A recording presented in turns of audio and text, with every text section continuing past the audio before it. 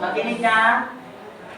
Tapos dahil sinalakay ni Ginoong Jeffrey ang mga pamantayan sa pagsulat ng tula, ngayon naman ay itatalakay ko ang patungkol sa paglikha ng tula.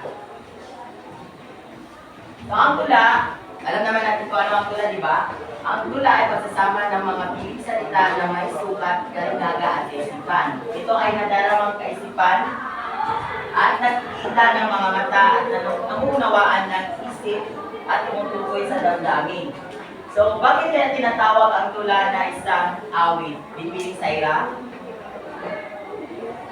Ay, binibining Alexa? Dahil meron itong meron siyang tumak at meron din So, maraming salamat din ni Alexa. Di ba sinabi ng Ma'am Aribalo na ang tula ay isang awit din sapagkat ang awit ay nagsisimula talaga sa isang tula na binibigyan lang ng isang tono. Ano kaya ang tawag sa mga manunulat? So, ang makata ay may mayamang imahinasyon, sensitibo panama at matayog na kaisipan. So, yung dapat talaga ang isang makata ay may malawak na kaisipan at sa gayon ay makasulat siya ng isang tula na maganda at epektibo sa mga mambabasa. Ang mahusay na tula ay may narawang diwa, gumigising ng damdamin at kamalayan, pinapagalaw ang guni-guni ng mambabasa. So sa pag sinabi natin pinapagalaw ang guni-guni ng mga mambabasa, ito ay may mga salita talagang mga matatalinghaga at maririgit. Ito na tayo sa mga elemento o sangkap ng tula. So paulit-ulit na natin ito na itatalakay. So dito parang review na lang para hindi ninyo malimutan. Pakinig. So, narito ang mga elemento o sangkap ng tula. Una ang tugma, paksa, isipan. Paksa, kaisipan, talinghaga, imahin o larawang diwa, aliw-iw, tuno, persona, saktong o, at kalitan. So, dito na tayo sa tugma. So, alam naman natin ang tugma, no? Ano yung tugma? Ang tugma ito yung mga salita na magkasimbolog sa hulihan ng bawat taludlod.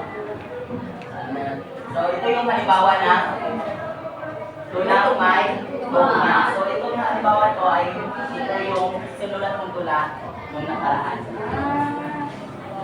So, narito ang mga halimbawa na ay uri ng tugma ang tugma. Una ang tugma ang patinig. So, alam naman natin kung ano yung tugma ang patinig. So, yung patinig. So, yung tugma ang patinig, ito ay nagtatapos sa mga kapatinig na mga words. Ay, yan na pala. I, O, O. So, tugma ang katinig. So, itong tugma ang katinig, ang mga hulihan nito ay nagtatapos talaga sa katinig. So, may dalawang uri ito, ang unang lipon. So, ang unang lipon na dito ang B, S. Sa ikalawang lipon, so, sukat. So, alam naman natin yung sukat nyo na italakay na ni Ginoong Jeffrey. So, narito mga tulang may sukat. Again. So, paksa o kaisipan. Hindi mabubuo ang isang tula kung wala itong paksa o kaisipan. Sapagkat ito yung nagsisilbing nilalaman ng iyong sinulat na tula. No. Talinghaga. So, ito yung sinabi ko kanina. Ito yung dahilan kung bakit napapagalaw natin ang tuli-tuli ng ating mga mambabasa sapagkat kung may talinghaga ang isang tula, ito ay nagiging napapagalaw natin ang tuli-tuli o ideya ng ating isipan ng ating mga mambabasa. Imahin mo larawan na italakay na ito ni Ginoong Jeffrey. Hindi ko na ibabalik. Aliw-iw. So itong aliw-iw, ito yung kung paano natin ibigkas ang isang tula. Tono. May talakay na ito ni Ginoong Jeffrey. Persona. So persona kung sino yung tauwang nasa kung sino yung tao magsasalita sa tula. Maaari ito ay yung sumusulat ng isang tula. Just binibining Claire, may dinagdag ka. Saktong. So, ano naman ito? Ito yung saktong. Ito yung mga grupo ng talon-talon sa isang grupo ng mga tulad. So, narito ang mga halimbawa ng saktong. Pag may dalawang linyarong tawag, pag tatlo, pag apat, pag lima, pag anim, pag pito, at pag walo. So, dahil dito sa dahilan kung bakit napapagalaw natin ang guni-guni or kaisipan ng ating mga babasa, ito ang kaributan. So, itong halimbawa ito ay kay Binibining Saira. So, Binibining Saira, ano kaya ang nasaan ang mga salitang maririkit dito? Diba, Saira? Ito yung report mo nung nakaraan. So, ano kaya ang ibig sabihin ng unang taludtod? Or, ito wala? Ito yung halimbawa ng kaitan. So, ito talaga yung highlight sa itatalakay ko. So, mga dapat tandaan sa pagbigkas at pagbuo ng tula. Ang bilis ng pagbigkas ng tula ay naaayon sa nilalaman na at paksa ng tula. So, sa pagbigkas ng tula, dapat talaga kung ano yung tula kung patungkol ito sa pag-ibig, patawa, dapat yung pagbigkas mo ay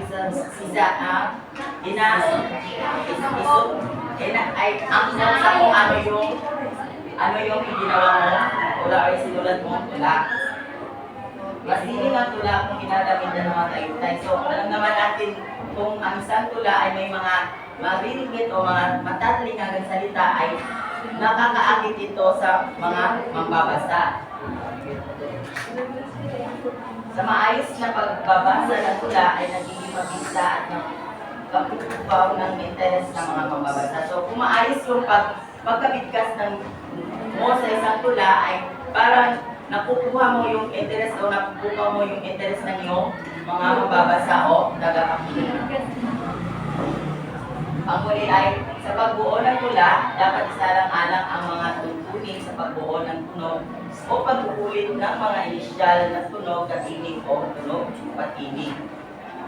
So ano kaya ang ibig sabihin nito? Last time. Binong Johnny.